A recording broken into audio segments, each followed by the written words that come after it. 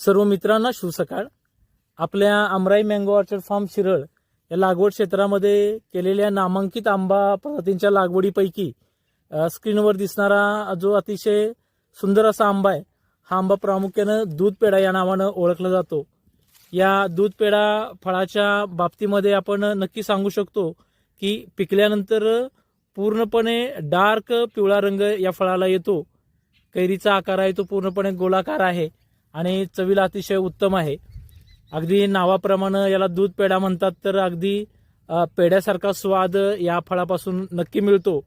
जर आपण आपल्या लागवड क्षेत्रामध्ये जर वेगवेगळ्या जातींची लागवड आपण जर करणार असू, तर प्रामुख्याने परागीभवनासाठी म्हणून आपण ज्या काही क्रॉस पॉलिनेशनसाठी ज्या जाती लावतो, त्याच्यामध्ये आपण ही जात प्रामुख्याने लावायला नक्कीच हरकत नाही।